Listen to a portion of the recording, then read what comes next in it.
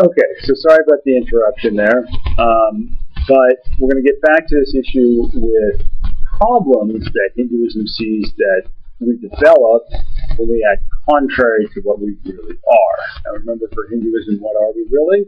Well, we're this Atman, this eternal soul that operates in and through the body and the senses and the feeling. But it's not equal to that. It's different from that. It's eternal. Those are changing. It's stable. Those are impermanent. All right. Now, so let's look at one example that demonstrates a problem for our lives according to Hinduism.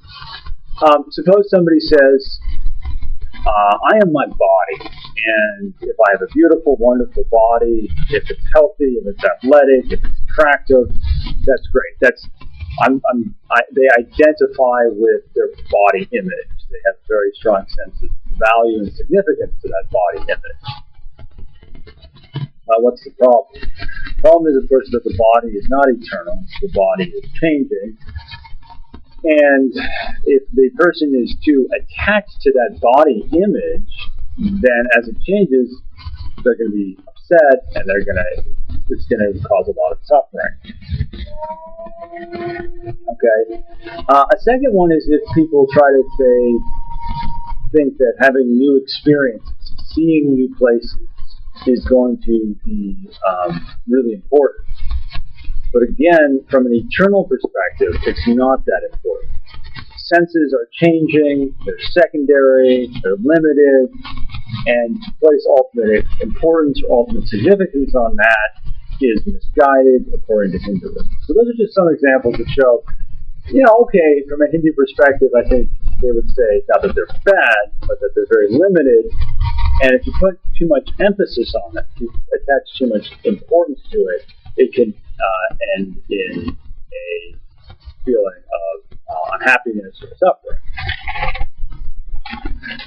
Okay, now I am going to get from here some of the text and read from it, which I think will have some interesting things to say for our discussion here.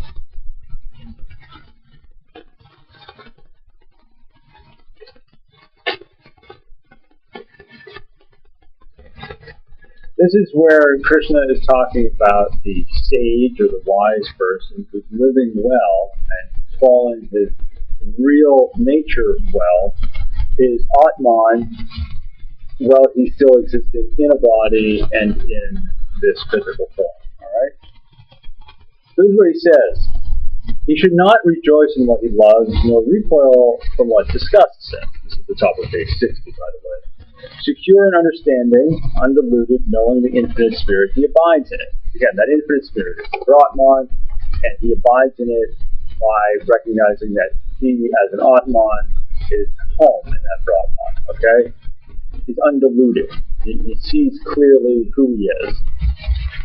Let's continue. Detached from external context, he discovers joy in himself. Joined by discipline to the infinite spirit, the self attains inexhaustible joy. Alright, so he's detached from external context, which means he's not overly focused on his sense experience, he's not overly focused on his bodily experience, on feeling pleasure from sex, from wine, food, from going to the theater, from whatever. Those sorts of things are not essential to him. He's not attached to the pleasure. It's not that he views it as evil or bad, but he's not overly focused on it. He doesn't get upset if he can't achieve that pleasure. He allows it to arise like a wave and then pass like a wave or a cloud. Something that's very changing, very ephemeral, very temporal, comes and goes. He stays secure knowing that he's an eternal soul connected to eternal reality. Okay, another thing I would point out to this is he's not attached to his own ideas. Now, let me clarify that. Somebody who's attached to his own ideas would be somebody who thinks, well, this is my plan for my life. This is how I have mapped out how things are going to go, and they better go that way. So that person's very attached to having a plan and having that plan be carried out, come to fruition, if you will. The sage in Hinduism is detached. He's more focused on following what what God like Krishna would want, following what is eternally good. His own limited perspective on things, his own limited plans. Again, those are passing. They're like waves. Let them go. An analogy here might be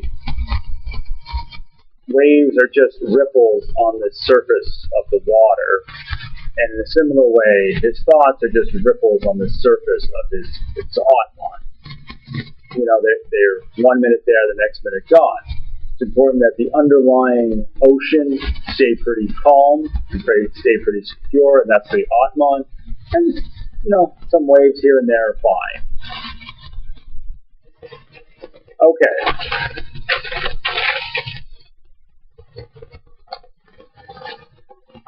So, I should write this on the board because this is important. This is this idea of detachment, okay?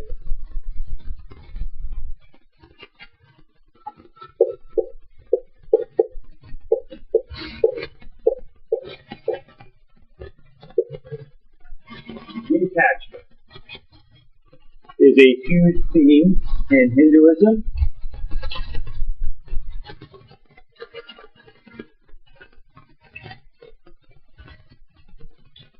And as we will see, it's a very large theme in Buddhism as well.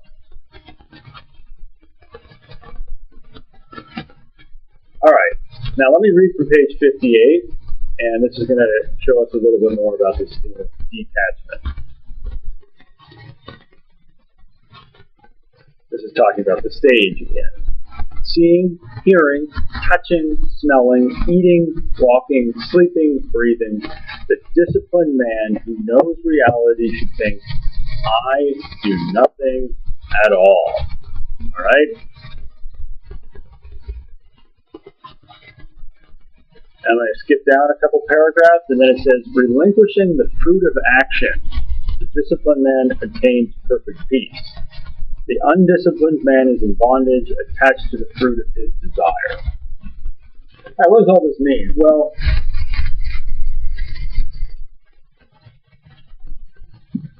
the wise person, the sage, the one who's really following his nature, realizes that the eternal reality, the Brahman, is going to unfold, is going to manifest in certain ways, and that's beyond his control. Okay? So when he acts, this person is not thinking, I'm in charge of everything, I can follow through and get my plans to bear fruit. He's not thinking, I'm the one that really achieves this. This is similar to this Taoist idea where he talked about a Wu Wei or non-doing. The Hindu sage here is saying, look, there's an eternal reality that's much bigger than me, that is going on all the time around me at the deepest, most important level of everything. My job is just to allow that force or energy to move through me. Actually, this is, I think, an interesting analogy. We think about Star Wars here for a second.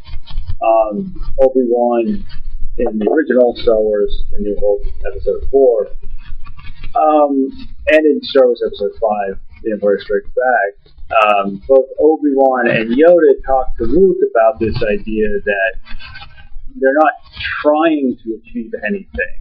They're not, Yoda says it very well, do or do not, there is no try. They're not trying to accomplish a goal. They're not trying to get their own way. Rather, they're allowing the force to move through them and to achieve what it will rather than what they want. Okay, so they're inspired to do this work, but they're not attached to getting results from it. They're not attached to It'd be like an artist who's painting on a wonderful work of art on a canvas, and somebody says, well, how much do you want to get for this? And he says, that's not my problem. My problem is I've been inspired to create this work of art, and I will create it. I'm not attached to people liking it. I'm not attached to getting a lot of money from it. I'm not attached to a lot of fame from it. I am following the inspiration of the infinite, and where that leads, I don't know, but I'm content to be led by the infinite, by the Brahman, and I am not out here seeking fame or fortune from this. I'm not attached to, again, the outcomes, okay? Or, somebody on a sports field, to use that analogy, somebody on a sports field who's saying, I just love to play. I don't really care as much about winning or about fame or about getting a big contract. I just want to play basketball or soccer or whatever the sport is. Of course, we never see this from athletes, or rarely. But there's, if you think about a child when they're little, there's sort of that same sense. They just want to be part of the game. They want to play it. And that's, I think, also an example of this Hindu concept of detachment, not caring about the fruit of the action. Letting their Atman be inspired by the eternal Brahman, following through, creating that masterpiece, playing that game, doing that work, and saying whatever happens afterwards is beyond my control. I surrender to the infinite universe as it is unfolding, and I belong to that, and I'm at peace with however it will choose to unfold. Okay, now I realize there's probably some questions and kind of some odd wording I was using there, but again, I would just ask you to think about this idea of being a vessel or a channel, another way of saying it, of a higher reality, certain that can inspire and move somebody, and realizing that the outcome of the work that we do is not what's important. What's important is just sort of saying yes. What's important is to say yes to the inspiration and see where to lead. I think Hinduism is getting at this idea that we have a limited role to play, but an important role, and our job is not to really question, well, what's the ultimate outcome of this? But our job is just to say yes. This is like, remember, Arjuna is being asked by Krishna, fight the battle. And Arjuna's worried, like, what's the outcome? Will I kill anybody? Who's going to win? Krishna says, no, that's not your focus. Your focus is just follow what I command you to do. Okay, now,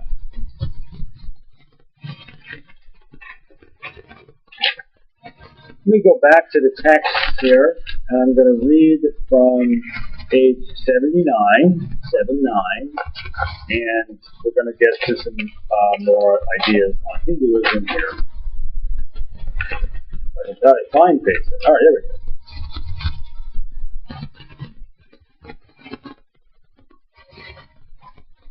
Okay. This is the third paragraph down on page 79. When he constantly remembers me, focusing his reason on me, I am easy to reach, Arjuna, for the man of enduring discipline. Reaching me, men of great spirit do not undergo rebirth, the ephemeral realm of suffering. They attain absolute perfection. Even in Brahman's cosmic realm, worlds evolve in incessant cycles, but a man who reaches me suffers no rebirth, Arjuna. Okay, so this is very fascinating, and there's a couple of ideas that we can sort of tease out of it. First of all, they're talking about death. Okay, they're talking about what will happen to somebody at death. Now, what Krishna is saying is that for the person who has purified himself, who is not attached to his body, his senses, to sense pleasure, who's not focused even on his specific values or his family, who's rather attached to the eternal, to Brahman, that person will, at death, when his physical body dies, attain back to Brahman. Okay? He will suffer no rebirth. He attains absolute perfection. He will come home and he will rest there. Alright? So that's one possible outcome, and that's the outcome for somebody who has lived well and lived according to his Atman's relationship to Brahman, who has said yes to what the God commands, who has said yes to the inspiration, who's not attached to the fruit of his action. This is the person who will, at death, return home. Another thing we should look at, though, is it says suffers no rebirth for that person. So that means it is a possibility, though, for some people to be reborn. And I'll write this term on the board behind me. This term is reincarnation, okay? And let me write it on the board, but it's an important one.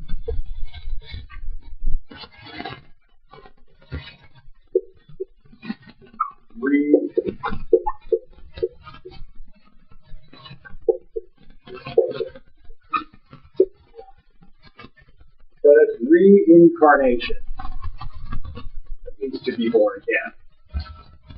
And what can happen here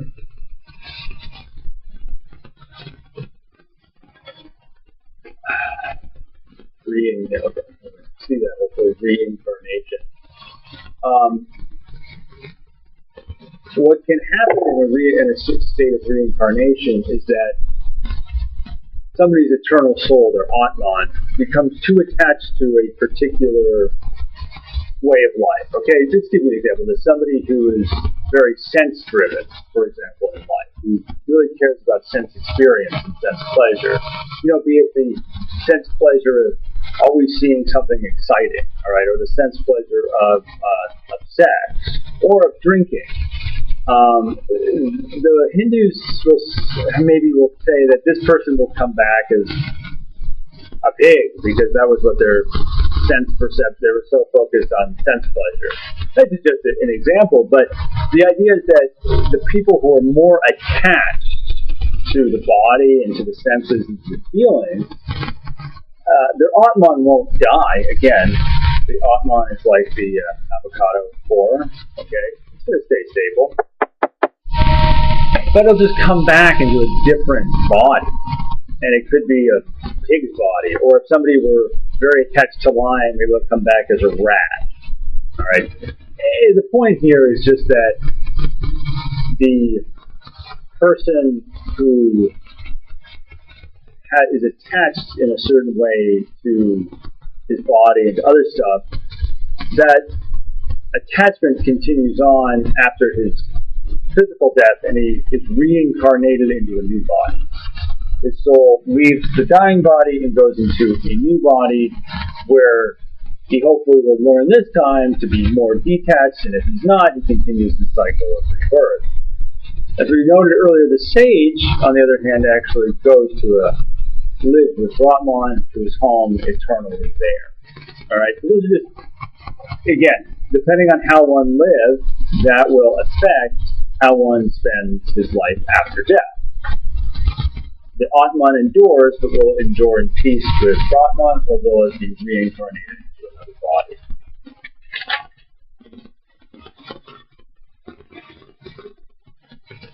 Okay, so in essence, the happy person in Hinduism is the person who's focused on the eternal and the absolute, who's focused on the Brahman, who's detached from his body, detached from sense pleasure. Again, waves coming on the ocean, clouds passing, they're there, you watch them, but you don't think, oh, I need that, I have to get that, that's so important to me, that's the most important thing I can do.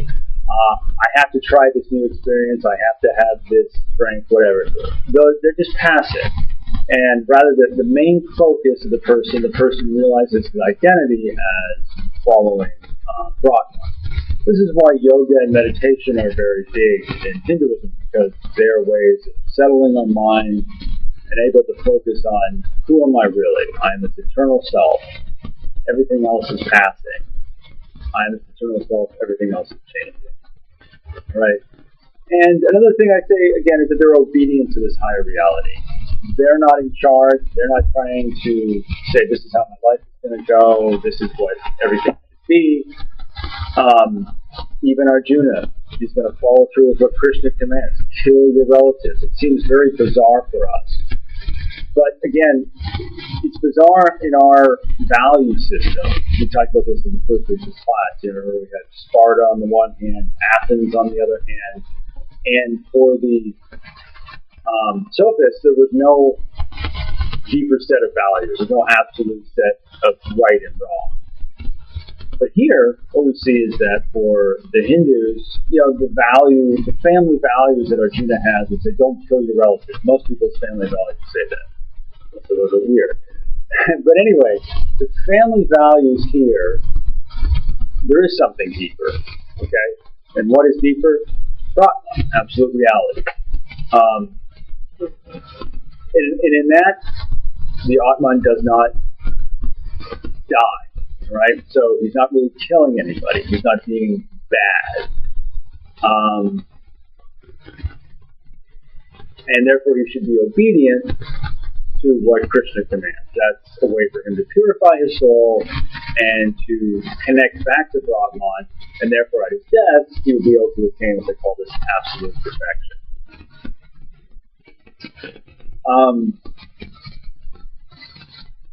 There's an interesting quote, I think, from a thinker.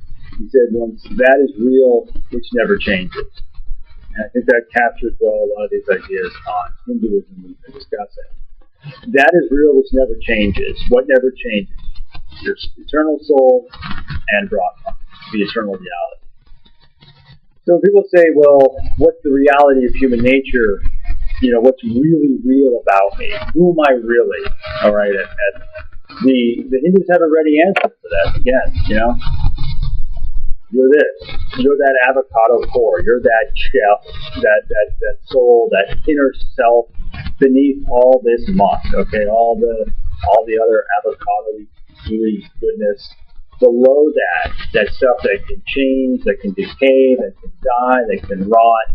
You are this eternal, stable substance, this Atman, and you are infinite. You are connected to the infinite Brahman, but you just got to always remember that connection. Okay. Imagine a life that's trying to be energized, trying to be fulfilled. Okay. A light bulb inside of a light fixture, okay? And, it takes, imagine taking that cord for that light, and then you plug it into, fire, or you plug it into water, or something like that. Nothing's going to happen. There's not going to be any energy coming in, all right? It's not connected to the right source. How is the light going to be turned on? How is it going to have that energy surge through? It has to connect to an electrical outlet. It has to connect to the right source, in other words. So, in a like manner, the infinite in us has to connect back to the infinite of all reality, which is Brahman. Some of you may be familiar with the expression Namaste. One translation of Namaste is that the infinite in me bows to the infinite in you, which means that I acknowledge what is most real in me, and I acknowledge what is most real in you. And also I acknowledge the fact that we both come from the ultimate infinite, the Brahman. So, the Hindu perspective is to say that who we really are is this inner self that is connected to the infinite Brahman, and everything else is passing, it's changing, and we need to be detached from it as best as we can, and attain that absolute perfection that comes when we have full homecoming and full return to the infinite Atman. Okay, so that does it on Hinduism.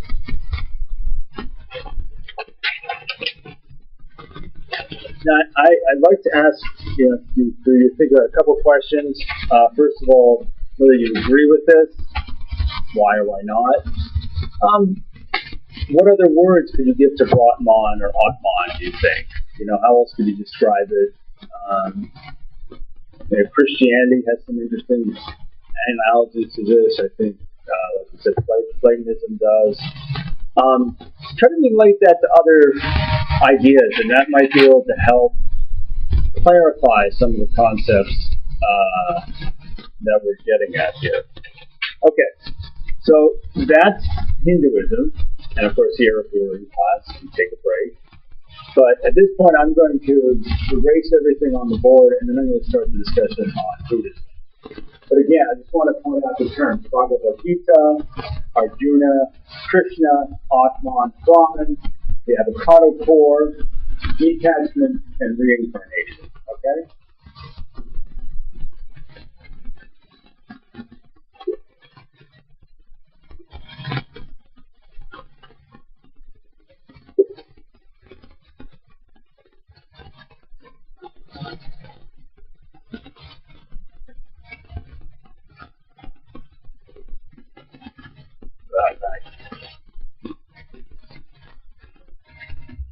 Okay.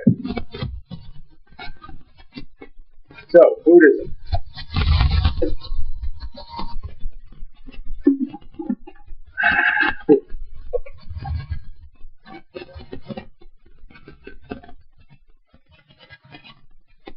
Buddhism is a response to Hinduism. Buddhism can't really be understood apart from being a response to Hinduism.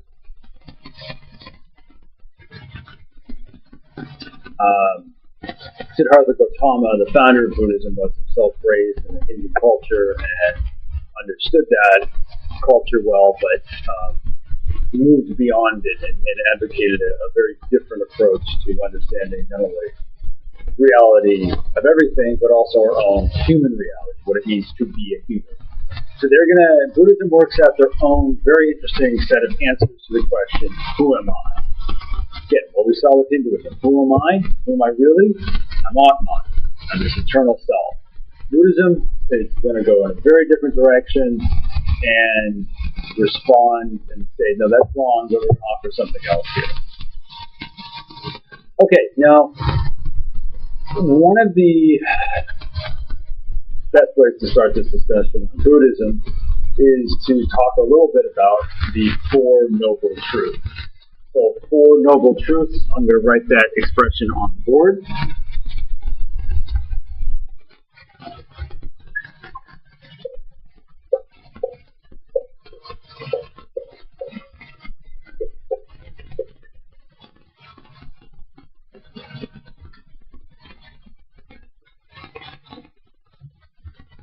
Okay. Four Noble Truths.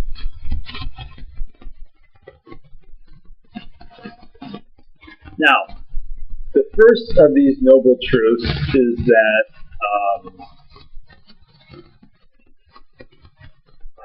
the first noble truth says life involves a lot of suffering. Okay, and this I think is fairly obvious. It's not a controversial claim. You can think of sort of anybody's life, and even the happiest life will have a great deal of pain and difficulty in it. So the suffering of physical pain, the suffering of loss, the suffering of disappointment, the suffering of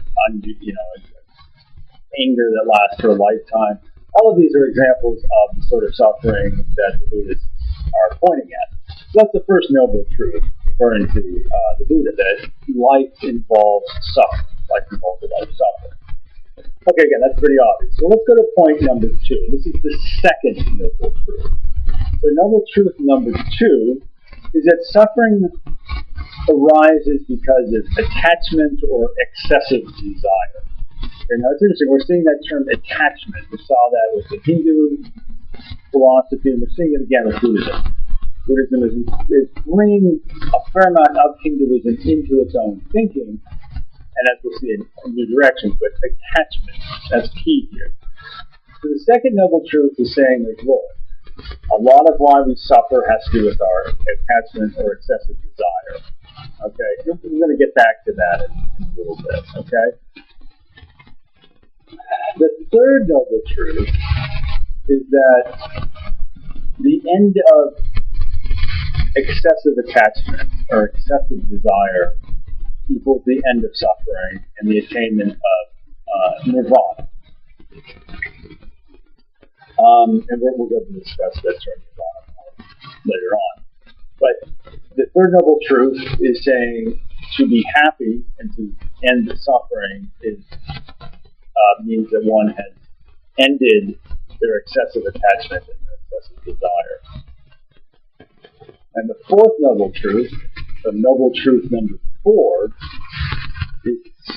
is that to attain this perfected state of happiness and freedom from suffering is to follow what they call the Eightfold Path. Okay? So let me just write this briefly on the board about these 4 noble truths.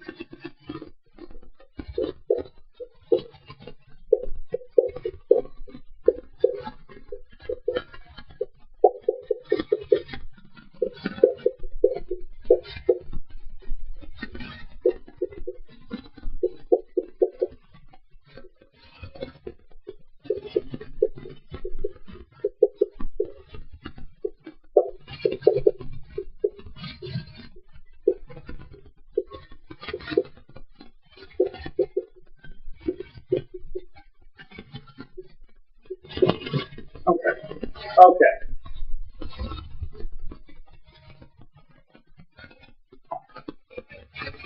So, again, the key here is there's 4 noble truths. Life involves suffering. Suffering comes from excessive attachment or desire. The end of excessive attachment or desire equals the end of suffering and happiness. And you follow an eightfold path to this happiness. All right, let's break this down a bit more and get into some more detail on how this is all possible. Okay, so first of all, when the Buddhists think about human nature, they don't see, the way the Hindus see it, they don't see an Atman. Okay, they don't see this eternal self. They don't see this stable, enduring core of who I am. Okay, they don't believe in that Atman. All right. So instead of saying Atman, their phrase is Ana Atman. Okay? Ana-Atman. Ana Atman. I will write this on the board.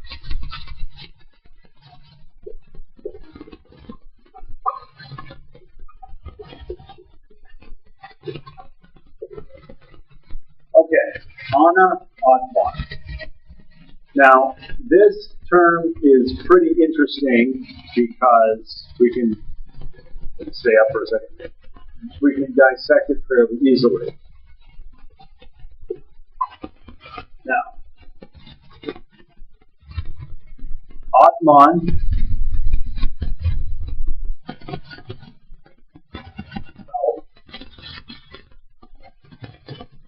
Ana means no.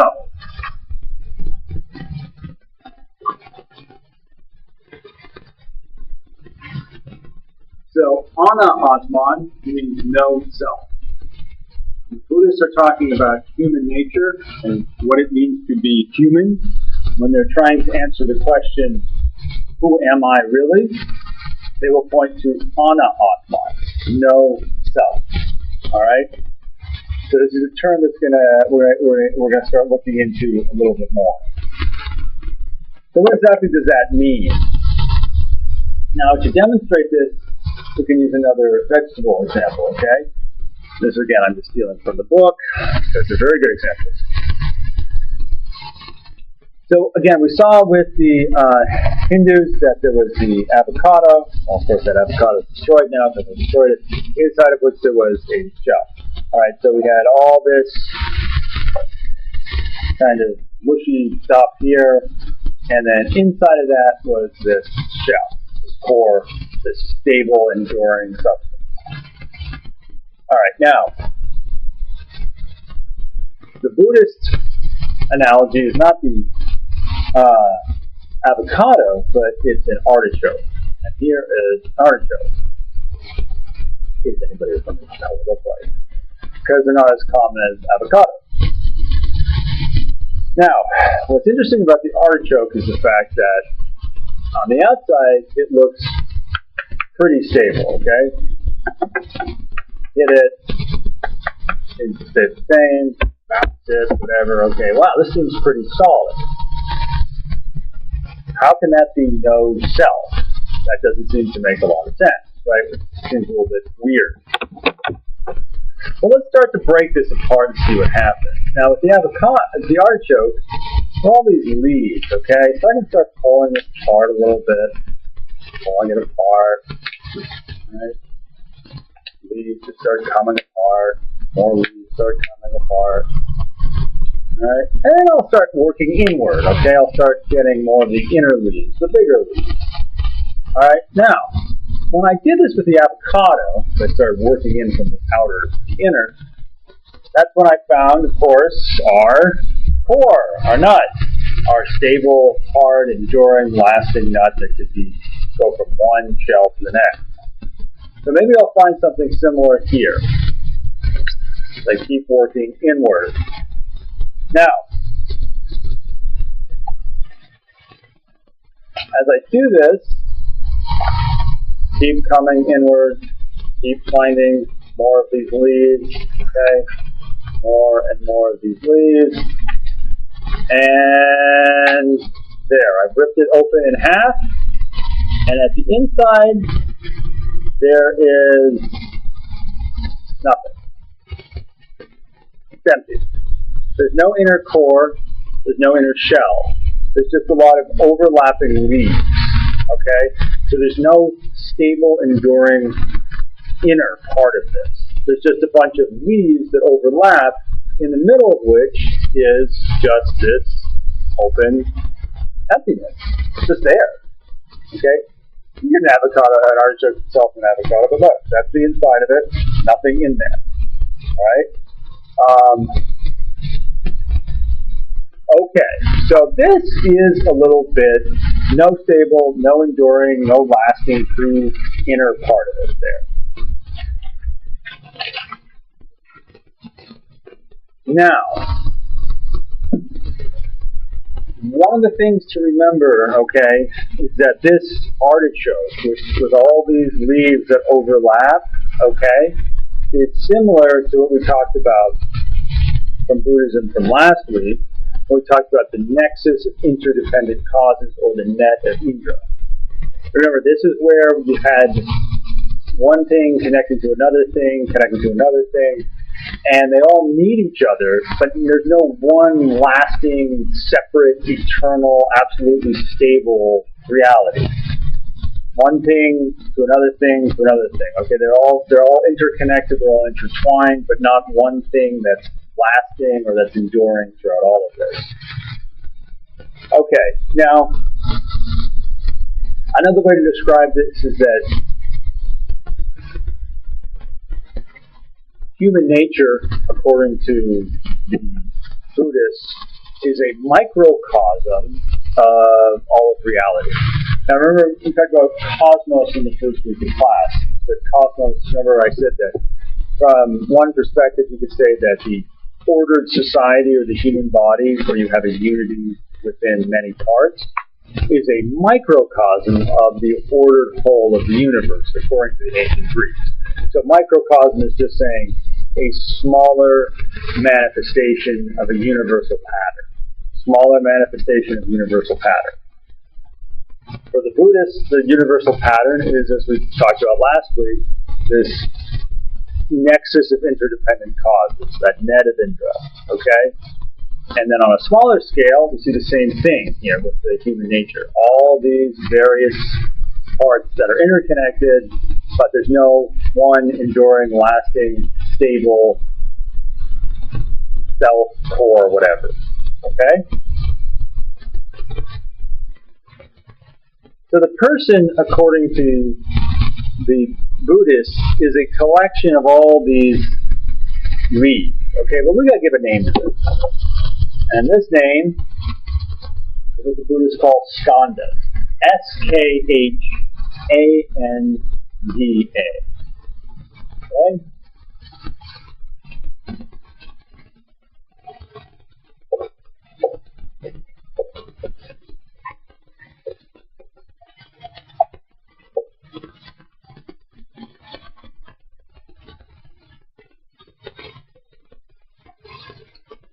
Skandha.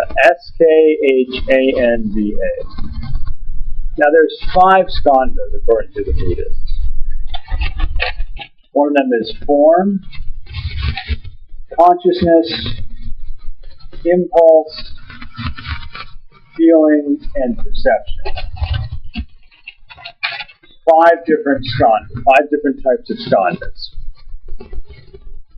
Okay, now what are skandhas? The skandhas are the various elements that go to make up who we are, that help constitute our nature. They are very much like the leaves on this artichoke. These various leaves, okay, connect to one another, they overlap one another, and they can represent the various things that would make up our human nature according to Buddhism. So, for example, we could take this little take this leaf right here.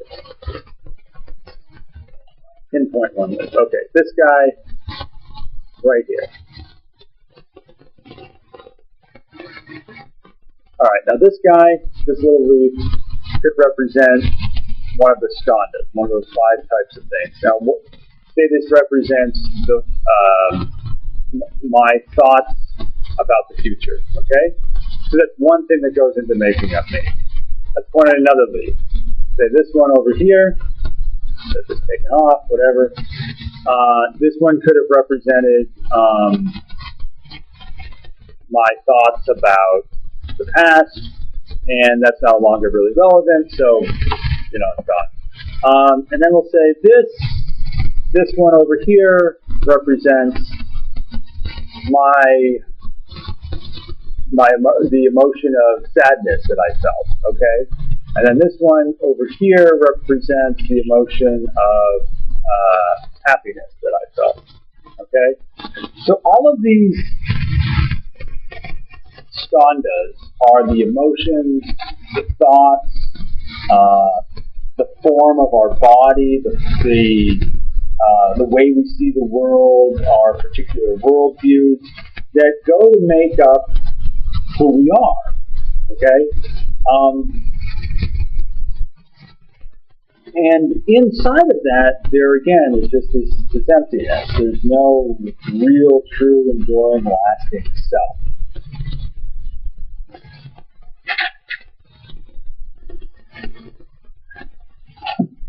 So when you think about the person, according to Buddhism, you think about who am I really? How would Buddhism answer that question? Think about all the various thoughts and emotions. Think about your job, think about your relationships, think about all those various things that you're part of, that you've experienced, okay? All of those are represented by these various leaves on this artichoke, okay? They're all there. Buddhism is not saying that the name of them fake, or they're bad, or anything like that. But what it's saying is that, just as my thoughts can sometimes influence my emotions, which can sometimes influence other thoughts, and sometimes influence other emotions. So we have this, again, interdependent situation where one thing influences another thing, which influences another thing, etc. All of these various experiences that I've had can also influence how I feel, which influences how I think, which might influence some of the ways I see the world, which might influence some of the people I hang out with. They all connect, okay? So they're all connected. And they all can connect fairly tightly, like this artichoke can be fairly tightly bound up, okay? But if you start breaking it apart, you realize, oh, there's nothing inside. There's no one enduring, absolute, stable reality that stays totally the same. Okay?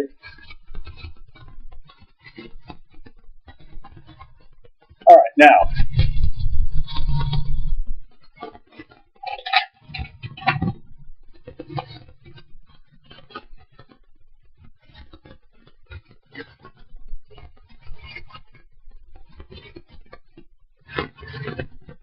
So, one of the things the Buddhists are getting at here is that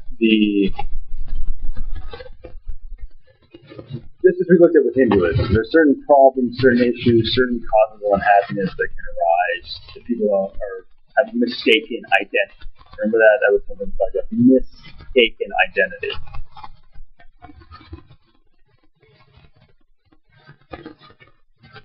The Buddhists also emphasize this idea of mistaken identity, to have a wrong view of who you are, to attach yourself to something that you're not, to give value and significance to something that's not ultimately of value or significance to who you are really. All right. Now, just as we saw with Hinduism, somebody could say, well, look, who am I really? Well, somebody could say, I'm my body. I identify my worth and my value as being attractive or being athletic. That's really who I am. That's what I feel myself most strongly to be.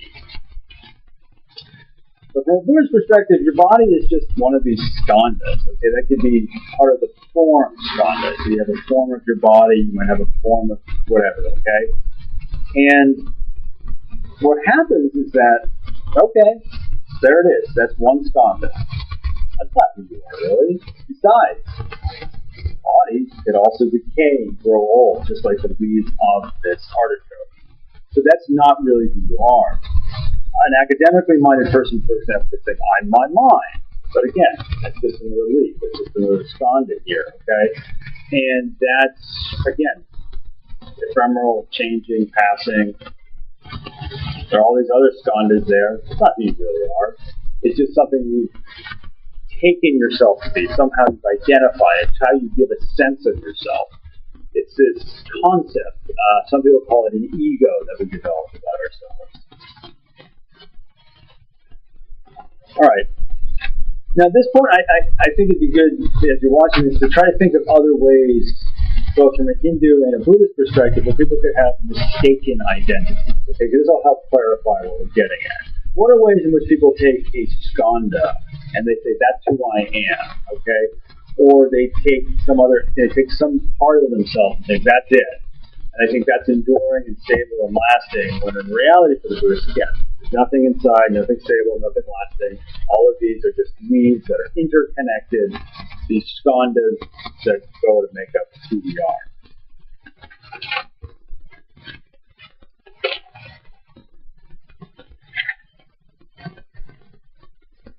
All right, now another thing to think about, and we've been sort of touching on this, okay, is that these skandhas are impermanent. Okay, so let me write these two things on the board.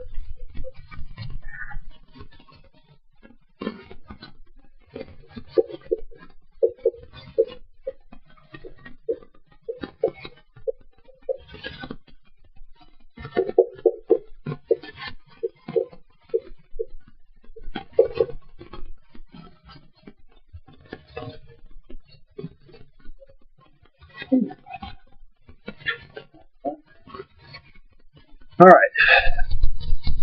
So the skandhas are impermanent and are interdependent. Okay. So we've talked about how they're interdependent, right?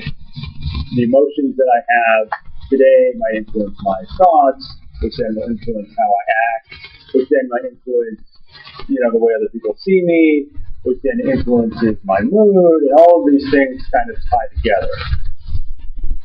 I want to clarify the second part of this, though. Impermanence. Okay, the skandhas are impermanent. They're impermanent because our emotions change. Okay, our bodies change. The way we see the world changes. Our jobs change. Our relationships change. All of these skandhas that make up who we are change. None of them stay absolutely the same ever, okay? So, this is, again, similar to what we saw with Hinduism. Just as in Hinduism, they say, well, if the body is changing, the senses are changing, the feelings are changing, the thoughts are changing. Hinduism says pretty much the exact same thing, okay? They're all changing. Now, the difference, of course, is that in Hinduism, if this were me, and I opened it up, okay, I would find inside a core that stayed the same. For Buddhism, I open this up, and there is no inner core. Instead, this is all there is. This is it. And again, these things are tied together, but they're also impermanent. Okay, pretend this was like, bodily health. Boom, that's gone. Okay, this is a friendship relationship. That's gone. All right, and then this is a job. It's gone. Okay, these things can come and go, and then again they'll be replaced by other things. So you have one emotion. I have sadness one day, and then it goes away. Oh, I have happiness. That comes. That seems like a better emotion, right, to have? Well, but that's just as changing, because that can go and be replaced by, say, anger. Okay? So they come and go. All of these parts that make up who we are. None of them are stable. None of them are eternal. None of them are a deep self. They're interdependent, interconnected, impermanent skandhas, without any kind of lasting, enduring core self. So, in this regard, Buddhism is like what we talked about Heraclitus in week 1. With Heraclitus, he said there's ordered chaos into the same river, different and yet different again waters flow. He talked about the arcade of the cosmos. He said it was like fire, it's always in motion. In a similar way, we see something with Buddhism, that all of these parts of who we are changing, right? Think of any, our bodies constantly undergo cell regeneration every 7 years. The cells I have in my body are completely different from the cells I had in my body 7 years ago. So at the fundamental level of my body, you see it. The thoughts I have about myself have changed, okay? The relationship I have to my parents has changed. The relationship I have to other members of my family has changed. As a matter of fact, if people don't change, they stagnate. A body that didn't have cell regeneration would be a dead body. So just think about all these examples that we see of motion and change going on within who we are on a bodily level, on an emotional level, on a relationship level, on a thought level, etc. That there is a continual turnover, if you will, from one thing to the next to the next. So, to really pinpoint and give a more precise sense of this, for Buddhism, when they would be asked, who am I really? They would answer, I'm a bunch of interconnected, interdependent, impermanent skandhas. That's it. All right? Pass away, other things come to be, etc. All right. Speaking of body, I need to get a drink of water here.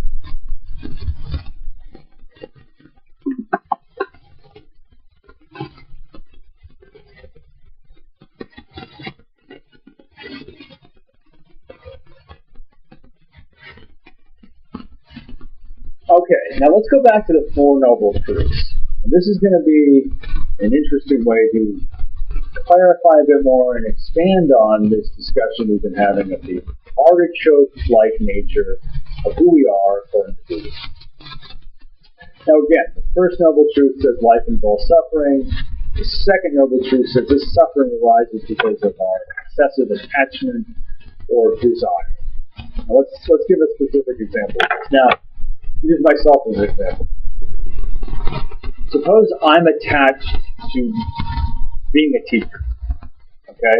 I identify myself as that. That's really who I am. I am a professor. Okay? I have a very strong desire for that. I attach my identity to that job, to that profession. Alright, fine. Now,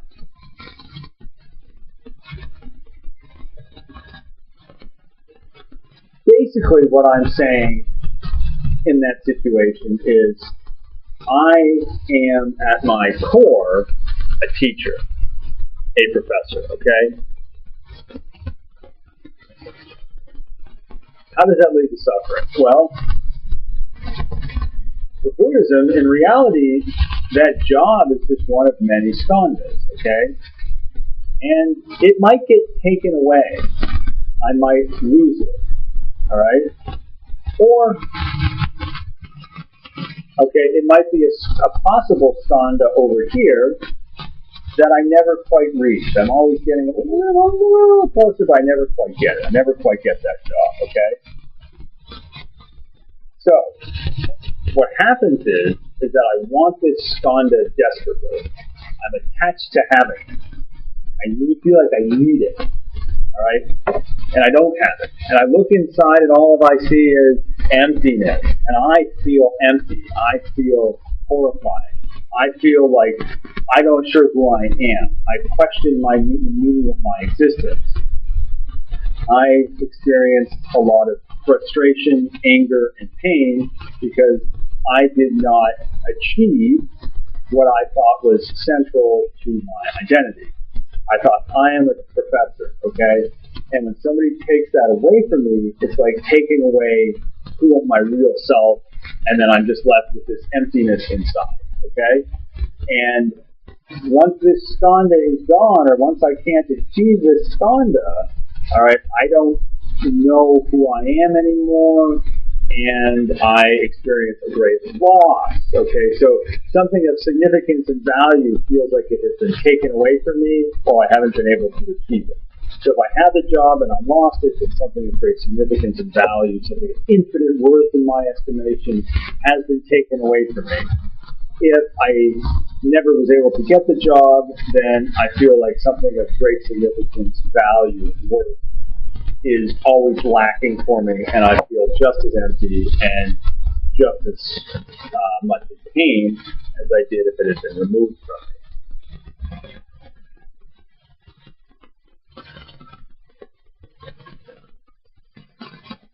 Okay, so let me give you a second example of this.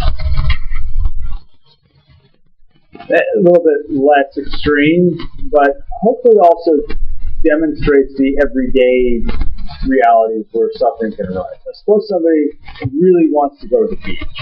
Okay, they planned ahead for it. They say, this is what's going to happen on Saturday. Saturday rolls around and it's raining. Nobody wants to go to the beach when it's raining. Okay, so they can't go to the beach. Now, why does that cause suffering?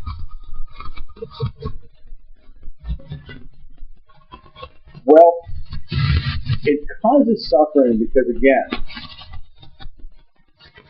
the person took a particular skandha. All right, say this one here.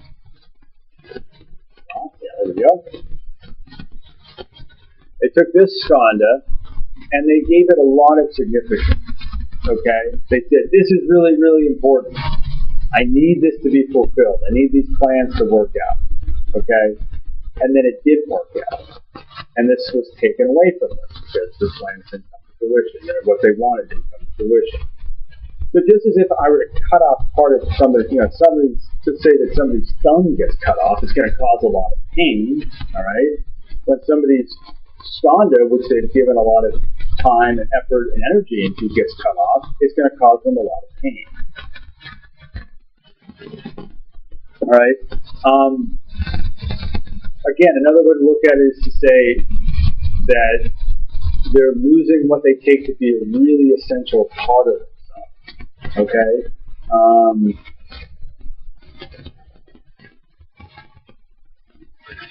If somebody took away somebody's favorite toy when they're a child, they're going to start, we talked about this in the first week. We said, well, the child, if the toy is taken out, say that's not fair. I don't think the child really say is going to start to cry because they feel like some part of themselves has been taken away. Okay, and they've identified with the toy. This is mine. and now it's being taken away, and I am in pain. Well, in a similar way, I think somebody who says, I really want to go to the beach, I'm planning for it, this is what I deeply desire, this is what I've become attached to, and then poof, that gets taken away from them, then what will happen is they will have a similar reaction as a child. They will feel like they've lost part of themselves. Okay? Now, with the professor example, that is a bigger skandha, perhaps a deeper significance issue, but it's also like I feel like I've lost part of myself. All right? And I have this deep emptiness inside. Okay? With this, I want to go to the beach. I have a similar experience. It's like, cutting off the thumb, I lose part of myself, and I'm really attached to that, and then it doesn't work out. So I'm also like the little kid who's losing his favorite toy. Something has been taken from me. I've lost something, and I suffer as a result. Okay. Another way to say this is that suffering comes about when we become excessively attached to particular skandhas. Okay? Now, as we can see, these skandhas are interdependent, and they can come and go and be lost, and new ones take their place. Remember what I talked about. Our cell regeneration is a bodily example of this. The new thoughts, the new relationships we have, these could be other examples of this. So we have these situations where all sorts of things in our lives come and go, like Heraclitus, motion, fire, never the same water. Okay, so it's going up and down, it's a flow. All right, but when we try to say this particular thing is really important and I want it to stay the same, I never want it to change, I just want to hold on to this forever, okay? It's like trying to capture water in your hand. It's just going to slip away, or capture sand in your hand. It's just going to slide through. And you're going to feel empty because this thing that you've given absolute importance to, that you seem really significant, that you say, this is who I am. You watch it slip away, it's going to feel like, oh my God, what is this?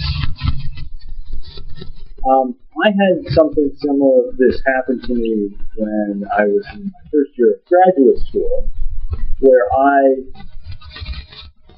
got my grades for my second semester of classes, and I got a grade in one class that was very low. And I remember that night feeling like I'm dying, and I was just undergoing all this pain. Why did I undergo all this pain? The pain arose because I was attached to the idea, the thought, I am a philosopher, I am a good grad student. And I had that expectation about myself. And then I get this grade that doesn't match that expectation. And I feel like, oh my God, I'm not that grad student I thought I was. I'm not that philosopher I thought I was. So I'm left with this emptiness inside. Okay?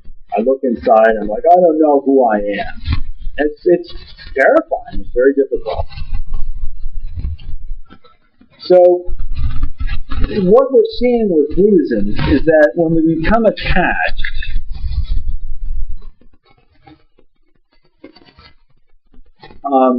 we want to hold on to things. And another issue that I want to look at here is how trying to hold on to something can also lead to fear and anger. Okay?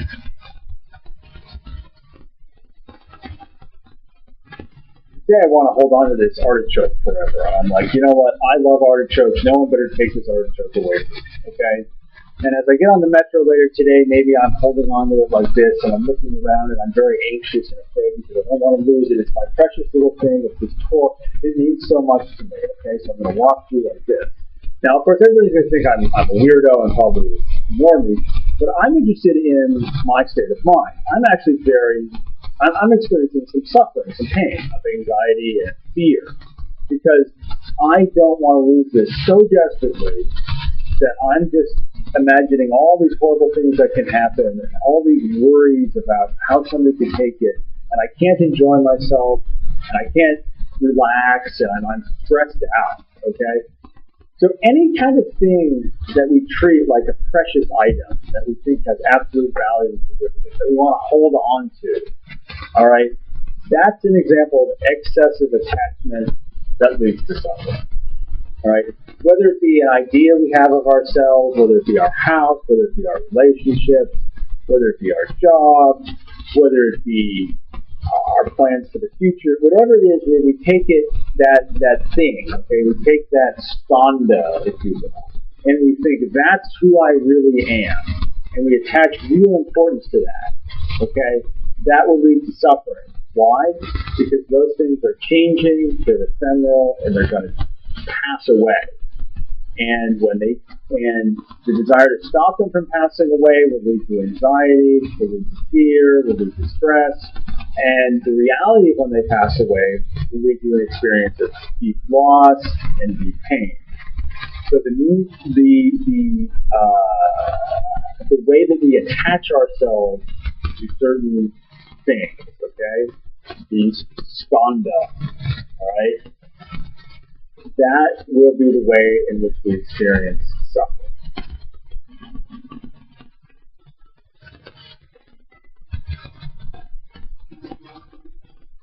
So, the way out of this suffering, the third noble truth, okay, is to not be overly attached, to not be excessively desirous of certain things, to not really say, I need this, I have to have this, this is who I am, okay? Rather, it's to be open to and accepting of the fact that all of these things are changing, and that's okay. It's to be open to the fact that all these various skandhas come and go, and that's okay, all right? It's to allow yourself to look inside and realize, I don't have a deep abiding core self. There's a deep emptiness here, okay? And that's difficult. That's difficult because you feel the emptiness, you sense the emptiness. All right, and a lot of people, Buddhists will say, will try to rush to fill the emptiness, to fill it with a new relationship, a new job, a new sense of security, okay? But what Buddhism is getting at is that there's no way to fill it. There is no inner core self that we can ever have. There are just these various skandhas, these leaves. So what would be the happy artichoke? The happy artichoke is one that's just like, well, I'm content with these leaves as they come and go. I'm content with these other leaves. I watch them. I nourish them. I foster them. I don't get excessively attached to any of them. I allow them to come. I allow them to go. And I don't look inside for an avocado core because I'm an artichoke and it's not going to be anything there.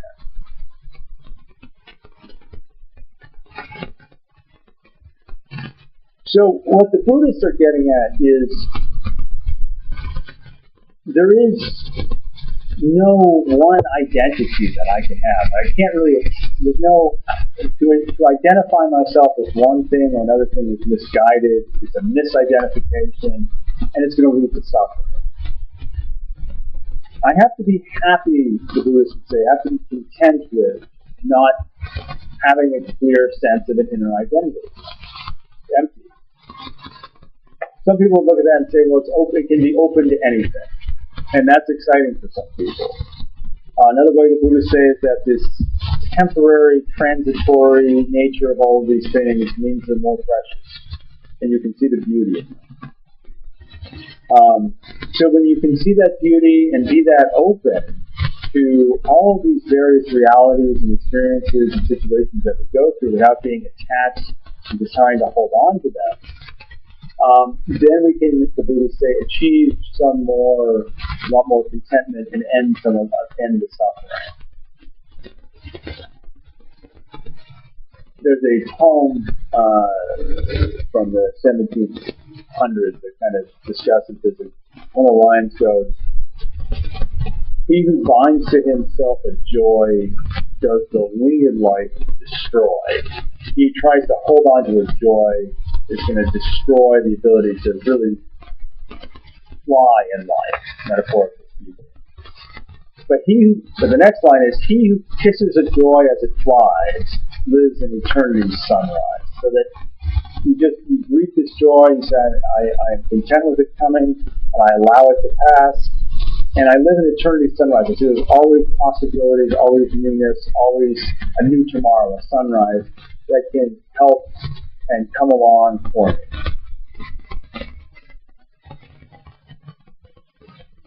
So the Buddhists, like the Hindus, very much emphasize the idea of detachment. Okay. But for the Hindus, remember, you're detached from your body, from your senses, from your emotions, in order to attach to ultimate reality. For the Buddhists, you detach from your body, your senses, all of these skandhas, not in order to attach to anything, but to stay in a sort of peaceful, calm state of allowing your life to unfold without being moved to identify with anything, without your ego getting in charge, without trying to get a deep sense of security and trying to say, I know who I am, and trying to always fill the emptiness inside, okay? So for the Buddhists, there's no absolute reality like Brahman to attach to. There's no inner Atman that you have to find and help out, and no inner Atman that you want to connect back to the Brahman. There's just there's this emptiness, and learning how to be content with that inner emptiness beyond the ego.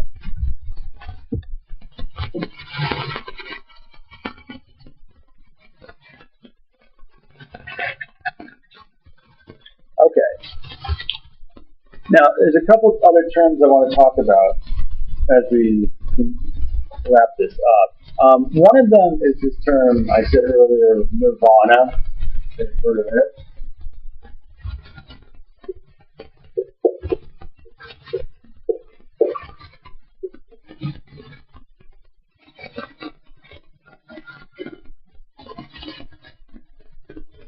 Okay. Now, nirvana means,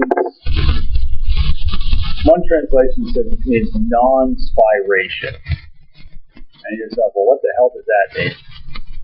Well, imagine something that's spiraling, all right, going around and around, going in a circle, all right?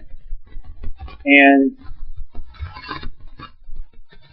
what the Buddhists are saying is that when we are living from excessive attachment and desire, we're always circling around new things to try to attach to. We're always going from one thing to the next thing, to the next thing, trying to have that fill this emptiness inside. Trying to have that be that one thing that we can really count on to give us security. So we're always going in this endless circle, all right, and it's causing us suffering. So nirvana is the state of non-spiration, not going in that circle, not going in that round, okay, not saying I need this, I have this, I have to fill this emptiness. It's like stepping back and saying, okay, this is it. My life is changing, I'm content with that. I'm changing, I'm content with that. I don't have a solid sense of who I am. I'm content with that.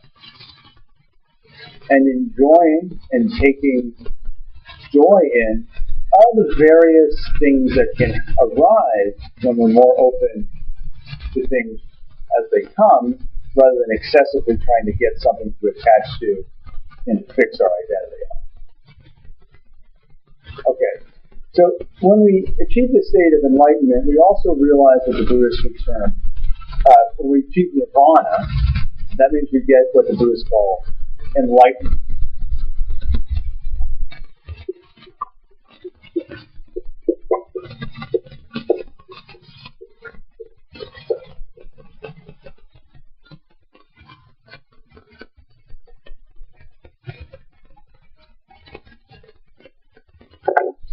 And enlightenment, somebody described as the quiet acceptance of what is, which means, well, what is?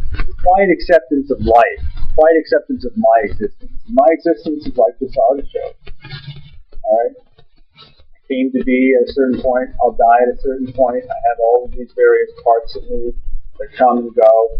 There is no inner self. I quietly accept it. I don't make a big deal out of it. I'm okay with it. And that state of enlightenment means that I'm living from that perspective of nirvana, in other words. So the enlightened person, you have these desires, okay? Just like the Hindu sages have these desires. But you don't think this is the most important thing. You don't think, I need to get this. This is helpful. This is good for me. No. They come, they go. Might follow some, and might not follow others. That's fine. There's a certain calm, deliberate awareness of oneself as you move through these stages. It's very interesting because in both traditions, Buddhism and Hinduism, meditation becomes a big deal. We talked a little bit about meditation. In Hinduism, you meditate on your Atman, your true self. For Buddhism, you would not do that. There is no true self. Rather, you would meditate perhaps on the changing nature of everything. And you would see that beyond that, all these skandhas, there's just this flow, like with Heraclitus. And you go with the flow. Okay? You allow the flow. You don't try to dam it up. You don't try to make a little pool and say, I can control this area of the flow, like because of the, as a kid I remember trying to do that with rivers, trying to dam them up. It would never work. Okay, a little stream. Take the dam down, take down all of your attempts to build up your identity, and just let the flow come through. That's what the meditation is beyond. Okay, now the final thing I want to talk about is that for the Buddhists, they have a different conception of what's going to happen at death than do the Hindus. So the Hindus, we saw there's two outcomes, right? You can go back to Brahman, return home, or you can go and be in a state of reincarnation. Now, for the Buddhists, there is no return home to Brahman. There's no absolute reality, so that's not an option. The Buddhists, on one hand, would think, well, all of these various skandhas, for example, that make up me, can then affect other things. So in a way, you could live on that way. So say this is the job I've done over my life, all right, this one here. Maybe this can then affect somebody else's skandha later on, okay?